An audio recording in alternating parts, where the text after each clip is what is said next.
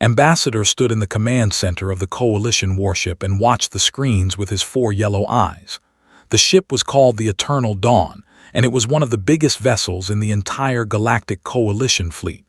Was a species known for their tall bodies, gray skin, and careful way of thinking. His people had been part of the Coalition for over 2,000 years. They were diplomats and traders. They were not fighters. But the war had changed everything. They had come from the dark spaces between galaxies. Nobody knew what they wanted. Nobody could talk to them. They simply arrived and destroyed everything in their path. World after world fell to their black ships and their endless armies of insect-like soldiers.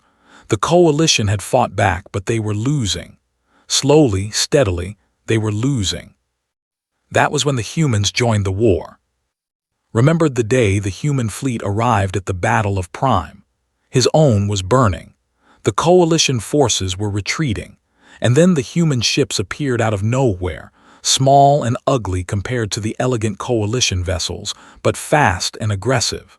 They flew straight into the formation and started shooting. That was 3 years ago. Now the humans were everywhere, fighting on every front, dying in numbers that would have broken any other species. But they kept coming. More ships, more soldiers, more of those strange, fierce creatures called Marines. Turned away from the screens and looked at the human standing next to him. The human was short compared to a barely reaching chest. But there was something about the way the human stood, something in his eyes that made feel small. The human's name was Sergeant Cole. He wore the dark green armor of the United Earth Marine Corps.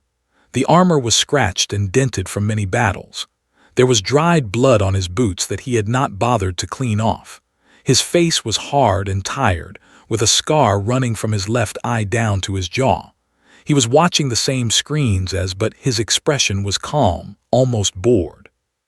Sergeant Cole said, speaking slowly so the human could understand his accented standard. "I have read your file. It is quite impressive." Cole glanced at him. "Just doing my job, Ambassador." "Your file says you have been deployed to 7 different worlds in the past 3 years. You have participated in 42 major engagements against the..." "Sounds about right." Hesitated.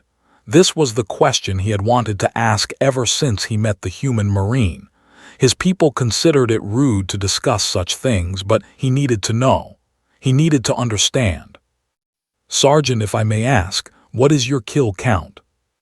Cole turned to look at him fully. There was something strange in his eyes, something could not read. "You mean this year or the whole planet?" Felt his heart skip a beat. He had 4 hearts and all 4 of them seemed to stop at the same moment. I do not understand the question." "Well, it depends on how you're counting," Cole said. He spoke in the same casual tone as if he was discussing the weather. "This year, personally confirmed, probably around 800, maybe 1,000. Hard to keep track when you're calling in airstrikes and artillery. If you're talking about the whole campaign on 7, my unit was responsible for clearing the northern continent. That's about 200,000 square kilometers, had maybe, I don't know, 500,000 ground troops there. Most of them are dead now." Felt dizzy. He reached out and grabbed the edge of a console to steady himself. 500,000. Your unit killed 500,000. Give or take. Like I said, hard to keep exact numbers when you're using orbital bombardment and tactical nukes. Cole shrugged. "The colonel wanted the continent clear. We cleared it." "How many humans were in your unit?" "Started with about 600, ended with 83. Stared at the human. He did not know what to say. His people measured success in negotiations completed, in trade deals signed, in conflicts avoided. They had not fought a war in 800 years before they came. They had forgotten what war truly meant. But the humans had not forgotten. "Does this disturb you, Ambassador?" Cole asked. There was no challenge in his voice, just curiosity. "I am trying to understand," admitted. "How do you do it? How do you kill so many and still remain yourself?" Cole was quiet for a long moment. He turned back to the screens, where the tactical display showed the planet below them. 9, the 9th world in the system. They had been there for 2 months. The coalition had been trying to take it back for 6 weeks. They had lost 3 entire fleets in the attempt. Now the humans were here. 1 carrier group, 12,000 Marines. "Ambassador," Cole said finally, "my species has been fighting wars since before we learned to write. We have killed each other with stones and sticks, with swords and arrows, with guns and bombs and nuclear weapons. We have burned cities and destroyed nations. We have committed acts so terrible that we still have trouble talking about them." He paused. "But we have also learned something from all that killing. We learned that sometimes violence is the only answer. Sometimes the only way to protect the people you love is to become the monster that your enemies fear." "And do they fear you?" Cole smiled. It was not a pleasant smile. "They're starting to."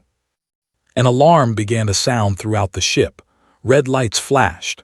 On the screens, new contacts appeared, emerging from behind the planet's moon. Ships, dozens of them, moving to intercept the human fleet. Cole checked the rifle on his back and the pistol on his hip. "Looks like the party's starting. You might want to find somewhere safe, Ambassador." "Where are you going?" "Down there." Cole nodded at the planet on the screen. "My boys are already in the drop pods. Time to show these bugs what happens when you mess with Earth." He turned and walked toward the door, his boots making heavy sounds on the metal floor. Watched him go, this small, strange, terrifying creature. 800 personal kills this year. 500,000 on a single planet.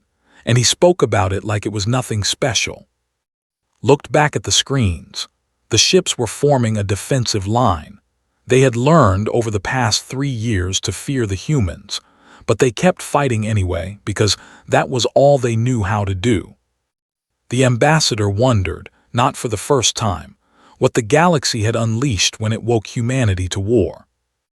The first human drop pods launched from the carrier, streaking toward the planet below like falling stars. Each pod held a single Marine, 12,000 points of light, falling toward an enemy that numbered in the millions. Should have felt despair. The numbers were impossible. No force that small could hope to take a planet held by so many. But he had seen what the humans could do. He had seen them at Prime, at Sentinel Station, at the ruins of. He had seen them fight and die and keep fighting even when there was no hope left. And he had learned something about humans that his people had never understood. They did not believe in impossible. The battle for 9 was about to begin. And somewhere in that cloud of falling stars, Sergeant Cole was loading his rifle and counting down the seconds until impact. They did not know it yet, but they were already dead. They just had not stopped moving. The drop pod screamed through the atmosphere of 9, its heat shields glowing bright orange against the friction of entry. Inside the cramped metal coffin, Sergeant Cole felt the familiar rattle in his bones and the pressure pushing him deep into his seat. He had done this more times than he could count. The fear was still there, buried deep in his chest, but he had learned to use it. Fear kept you sharp. Fear kept you alive. His tactical display showed him the situation on the ground. They had built a massive hive complex in the valley below, a sprawling structure of black organic material that covered nearly 100 square kilometers. Intelligence estimated at least 2 million warriors inside, along with an unknown number of their queens and worker drones. The complex was protected by anti-air defenses, ground-based artillery, and patrol units that numbered in the tens of thousands. The human plan was simple: hit them fast, hit them hard, and do not stop until they were all dead. Cole's pod broke through the cloud layer, and the world below came into view. Mountains rose on either side of the valley, their peaks covered in snow. The hive was visible as a dark stain spreading across the valley floor, ugly and wrong, like an infection on the skin of the planet. Rivers of warriors flowed out from the hive in all directions, responding to the alarm of the incoming human forces. The anti-air defenses opened fire. Cole watched on his display as pods around him were hit, transformed into brief flowers of fire and scattered debris. Each flower was a Marine, a friend, a brother in arms. He felt the loss like a punch to the gut, but he did not let it slow him down. His pod's guidance system kicked in, adjusting his trajectory to avoid the worst of the defensive fire. The ground rushed up toward him, faster and faster. At the last second, the retro rockets fired, slowing his descent just enough that the impact did not kill him. The pod hit the ground with a bone-jarring crash. Cole was already moving before the door blew open, his rifle up and firing at the first warrior he saw. The bug was 3 meters tall, with 6 limbs and a head full of razor-sharp mandibles. Cole put 3 rounds through its skull and watched it fall. More came, they always did. Cole moved through them like a dancer, his rifle speaking in short, precise bursts. He had learned how they moved, how they thought, how they fought. After 3 years and 7 planets, he knew the better than he knew most humans. Other pods were landing around him now. Marines emerged from their metal coffins and joined the fight, forming into fire teams and squads with practiced efficiency. The comm channel was alive with voices, calling out targets and coordinates, reporting casualties and asking for support. Alpha Company, form on me. That was Captain, somewhere to Cole's left. Push toward the hive. We need to reach the primary entrance before they lock it down. Cole moved with his squad, 8 Marines who had been fighting together for 2 years. There was Corporal, their medic, always calm under fire. Private First Class Johnson, the youngest of them, still trying to prove himself. Sergeant, second in command, quiet and deadly with her sniper rifle. The others had names and faces that Cole knew as well as his own, soldiers who had bled beside him on half a dozen worlds.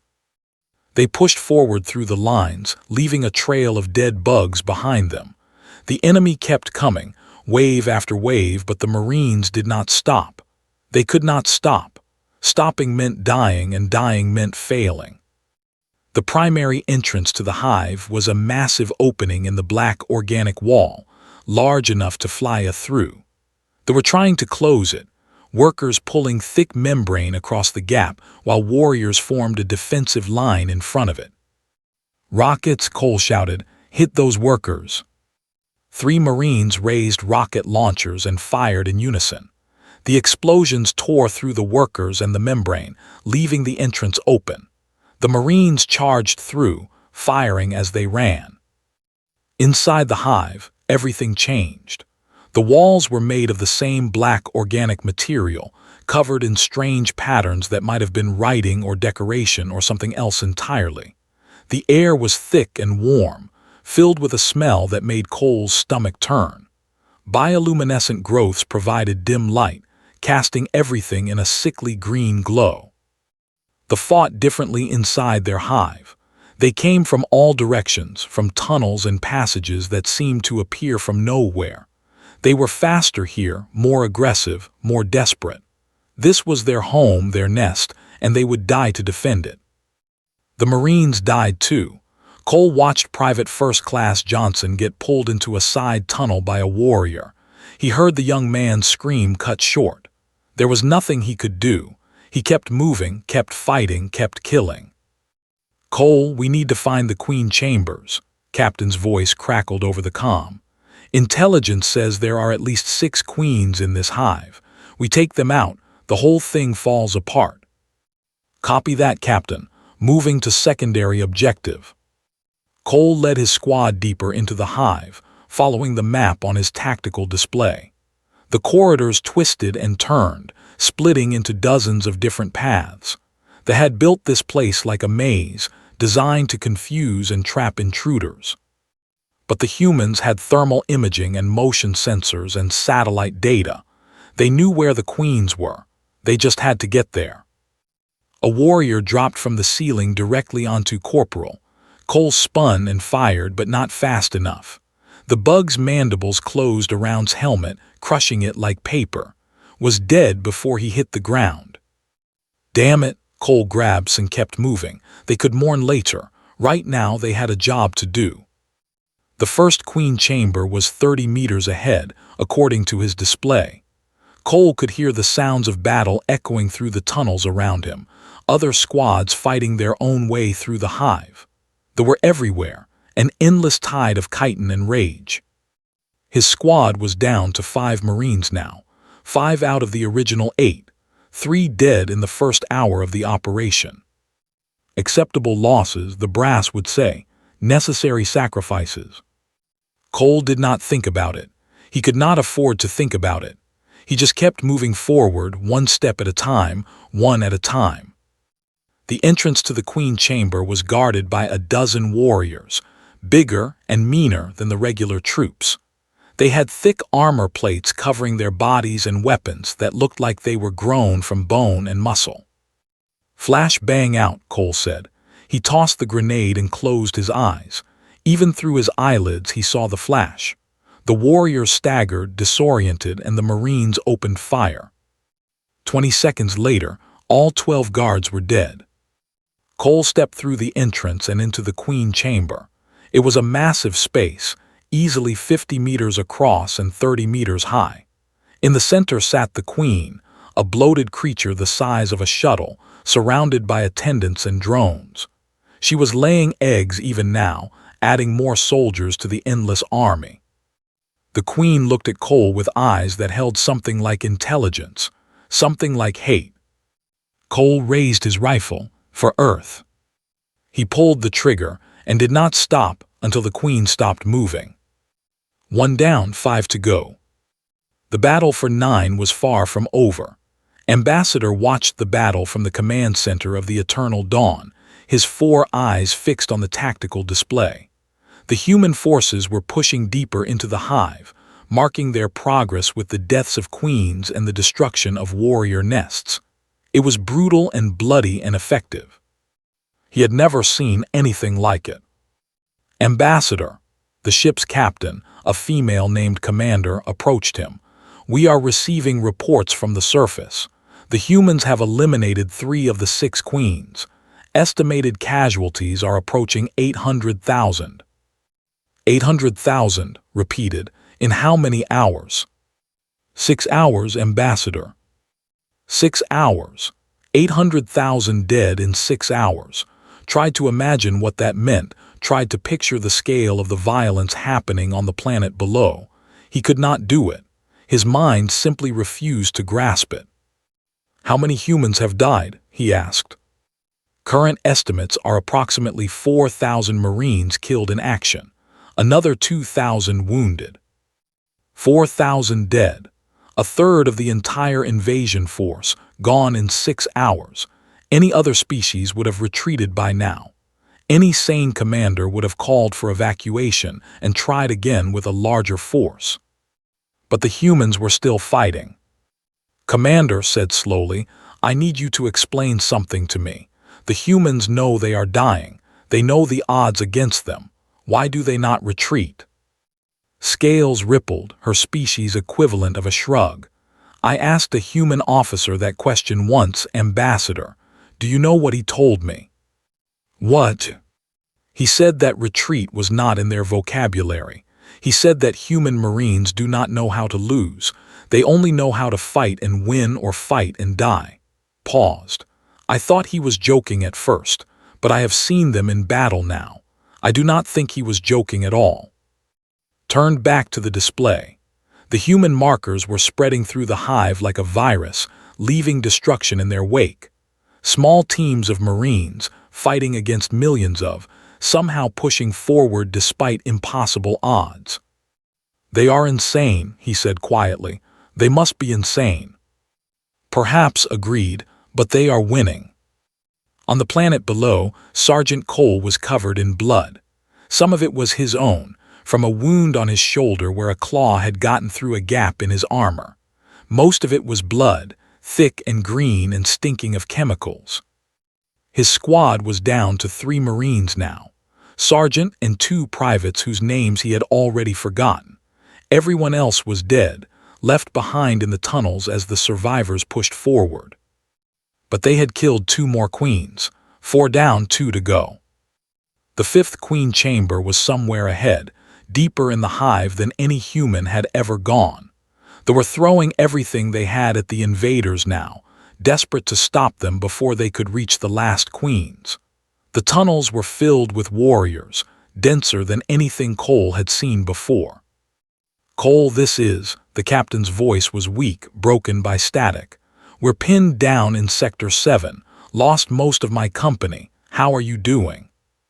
"Down to 3, Captain, but we're close to the 5th chamber, maybe 200 meters. "Copy that, we'll try to draw some of them off you. Good luck, Sergeant." "Same to you, Captain." The comm went silent. Cole knew without being told that he would never hear his voice again. The captain was dead, or would be soon, just another sacrifice in humanity's endless war. "Move out," Cole said to his surviving squad mates. "Stay close, watch your corners, we're almost there." They moved through the tunnels in silence, stepping over the bodies of warriors they had killed minutes ago. The sounds of battle echoed from all around them, other squads fighting and dying throughout the hive. But Cole's world had narrowed to the path in front of him and the enemies blocking it. A warrior appeared from a side tunnel. Cole shot it in the head without breaking stride. Another appeared behind it, took that one down with her sniper rifle. The 2 privates covered their rear, killing anything that tried to follow them. The entrance to the 5th Queen chamber was just ahead. Cole could see it on his display, a large opening in the tunnel wall. But there was something wrong. The display showed dozens of warriors inside, more than had been guarding any of the previous chambers. And something else, something big. "What the hell is that?"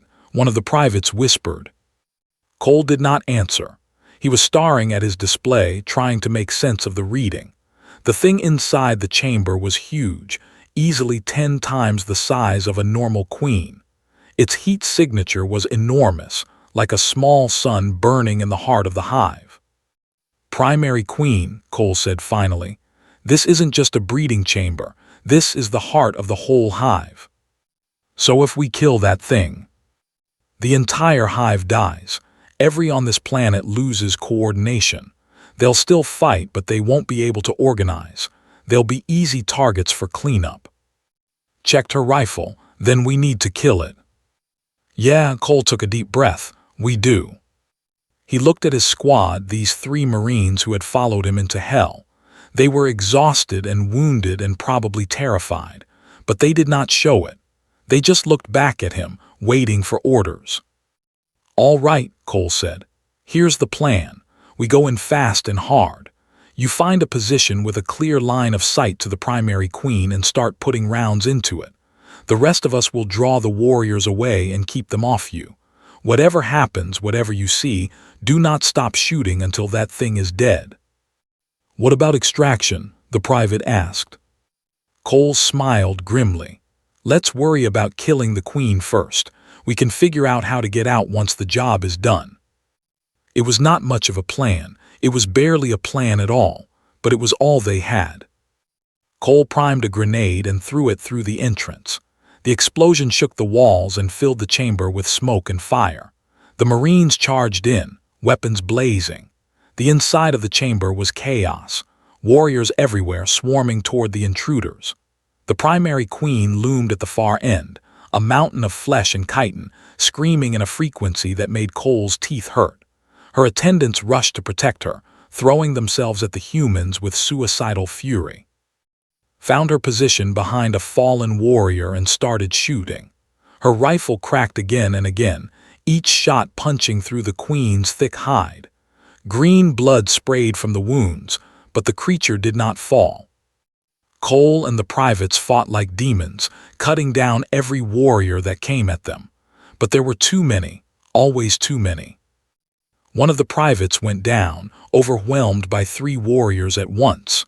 Cole heard the man scream and then go silent. He did not look back. He could not afford to look back. "Keep shooting, do not stop." "She's not dying. The rounds aren't penetrating deep enough."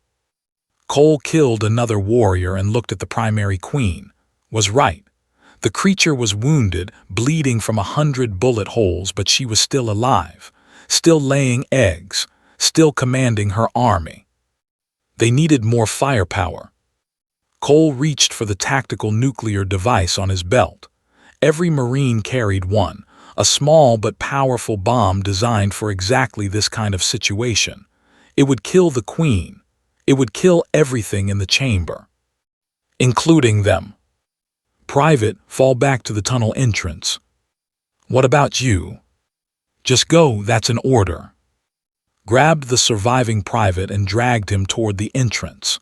Cole covered their retreat, killing every that tried to follow.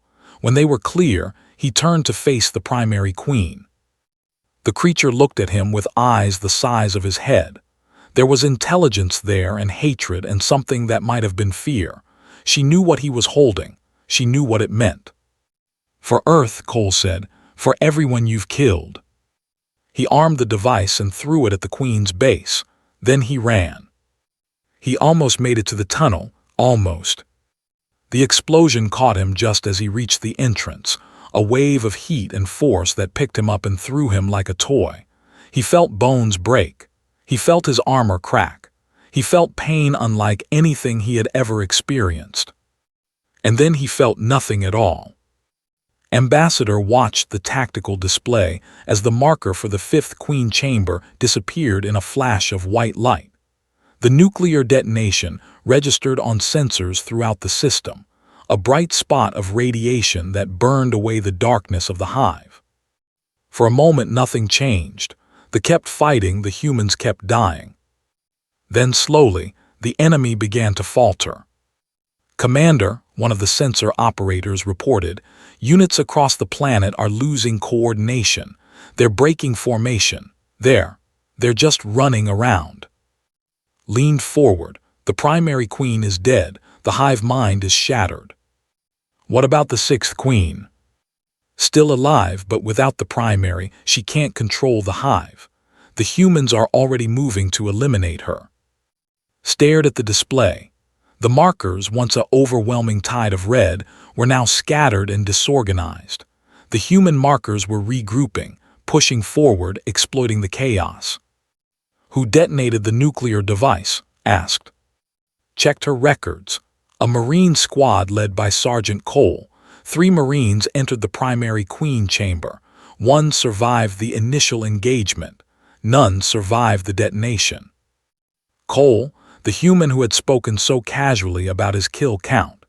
The human who had smiled when he talked about making the fear his species. Dead now, vaporized in a nuclear fire, along with the enemy he had given his life to destroy. He knew, said quietly, he knew he would not survive. Almost certainly, Ambassador. And he did it anyway. Yes. Felt something strange in his chest. It took him a moment to recognize the emotion. It was respect. Deep, profound respect for a creature he had never truly understood. On the planet below, the battle was entering its final phase. The surviving Marines were hunting down the last queen, pushing through defenses that had lost their coordination and purpose. Without the primary queen's guidance, the warriors were fighting on instinct alone, easy prey for the disciplined human forces. The sixth queen died 3 hours later, killed by a strike team that lost half its members in the assault. With her death, the resistance collapsed entirely. Warriors wandered the tunnels in confusion, killing whatever they encountered but unable to organize any kind of defense. The humans killed them all. Every warrior, every worker, every drone. They burned the hive from the inside out, destroying the eggs and the breeding chambers and anything else that might allow them to recover. By sunset, 9 was secure. The final count was staggering. Over 2 million killed. The entire hive complex destroyed. A planet that had seemed impossible to retake, won in less than 24 hours. The human cost was equally staggering. Of the 12,000 Marines who had dropped onto the planet, fewer than 4,000 walked back onto the transports. 8,000 dead. 2/3 of the invasion force lost in a single day of fighting. But they had won. Went down to the shuttle bay to watch the survivors return.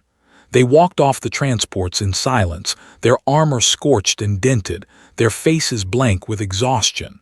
Some were wounded, supported by their comrades. Others carried the bodies of friends who had not made it. Among them saw a human female in the armor of a sergeant. She was limping badly and her left arm hung useless at her side, but she was alive. Sergeant called out, "May I speak with you?" The woman stopped and looked at him. Her eyes were hard but not hostile. "What do you want, Ambassador?" "I wanted to ask about Sergeant Cole. I heard he died in the assault on the Primary Queen." The woman nodded slowly. "Yeah, Cole's gone. He armed the nuke and took out the big bug, saved all our asses." "You were with him?" "I was his second, Sergeant. Cole ordered me to fall back before he detonated the device. I tried to argue, but—" she shook her head. "He knew what he was doing, he always did." Was silent for a moment. Then he asked the question that had been burning in his mind since the battle began. "Sergeant, why do you do it? Why do your people fight so hard, sacrifice so much? You barely know us. The Coalition was hostile to humanity for decades. Why would you give your lives for aliens who treated you like primitives?" Looked at him for a long moment. Then she laughed, a short, bitter sound. "You think we're doing this for you, Ambassador? No offense, but we don't care about the Coalition. We don't care about interstellar politics or trade agreements or any of that diplomatic stuff." "Then why?" "Because they are a threat, not just to you but to everyone, to us, to Earth." His voice grew hard. "My grandfather fought in a war on Earth a long time ago. He told me something once that I've never forgotten. He said that when evil comes for your neighbors, you fight it there or you fight it at home, because evil doesn't stop. It doesn't negotiate. It just keeps coming until someone makes it stop." She gestured at the wounded Marines around her. "We're that someone, Ambassador. We're the ones who make evil stop, not because we're brave or noble or any of that hero garbage, because it has to be done and nobody else is going to do it." Watched as the Marines moved past him, disappearing into the ship's corridors. 8,000 dead. 8,000 humans who would never see their home again. And the survivors were already talking about the next fight, the next planet, the next impossible battle.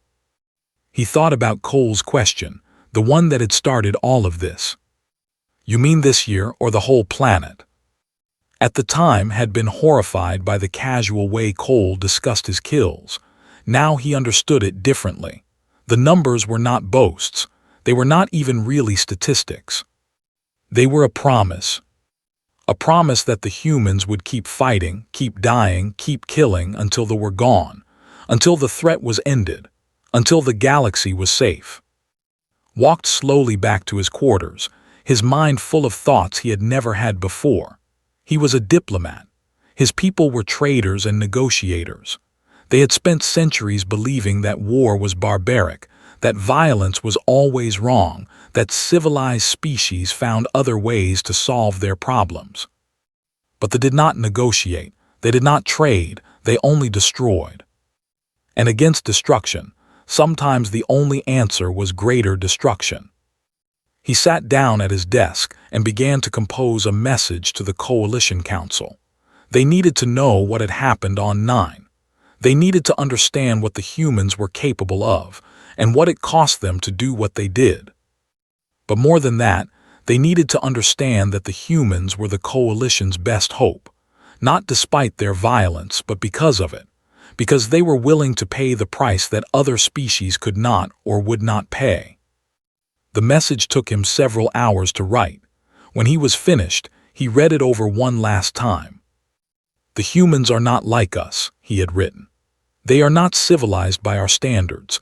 They do not value life the way we do, but they value something else, something we have lost or perhaps never had. They value winning. They value survival. They value protecting what they love, even at the cost of their own lives." I asked a human Marine about his kill count today. He asked me if I meant this year or the whole planet. I thought he was joking. He was not. The humans are monsters, my colleagues. They are killers on a scale we cannot comprehend, but they are our monsters. They are our killers, and without them we would already be dead. Support them. Fund them. Give them whatever they need, Because when they come for us, and they will come, the humans will be the only thing standing between us and extinction. And they will not stop until every last is dead. I have seen it with my own eyes, and I believe. Sent the message and sat back in his chair. Outside his window, the stars burned cold and distant. Somewhere out there, they were gathering their forces for the next assault. Somewhere out there, more worlds were dying, more species were being exterminated. But somewhere out there, the humans were gathering too. And for the first time since the war began, Ambassador felt something he had almost forgotten. Hope. Not because the humans were kind, not because they were merciful, not because they would save everyone, but because they would fight. They would always fight, no matter the odds, no matter the cost.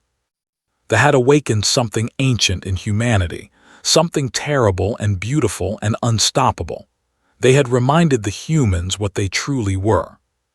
Warriors, survivors, killers. And the galaxy would never be the same. A month later, the message arrived at Coalition headquarters. The Council read it in silence. These leaders of 1,000 worlds, these representatives of species that had forgotten the meaning of war. They read about 9. They read about the 8,000 Marines who died to save a planet that was not their own. They read about Sergeant Cole, who sacrificed himself to kill a queen and shatter a hive. And they voted, unanimously, to give the humans whatever they asked for. Ships, weapons, resources, everything. Because Ambassador was right. The humans were monsters. And the galaxy needed monsters. Because the darkness was coming. And only monsters could hold it back.